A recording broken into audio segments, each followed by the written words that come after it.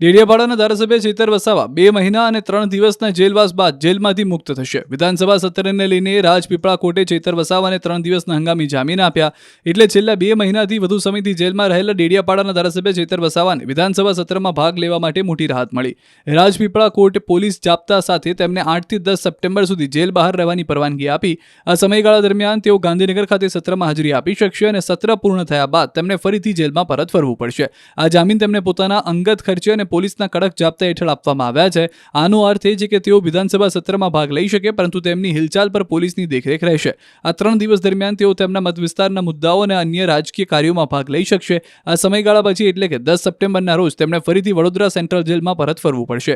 ડેડિયાપાડા તાલુકા પંચાયતના પ્રમુખને ધારાસભ્ય ચેતર વસાવાએ લાફો માર્યો હોવાના આક્ષેપ સાથે પોલીસ ફરિયાદ નોંધાવતા તેમની ધરપકડ કરવામાં આવી હતી. 5 જુલાઈ 2025થી ચેતર વસાવા જેલમાં છે. QR કોડ સ્કેન કરો અને ડાઉનલોડ કરો ન્યૂઝ 18 એપ. મેળવો ગુજરાત અને દેશ દુનિયાની પળે પળની અપડેટ્સ.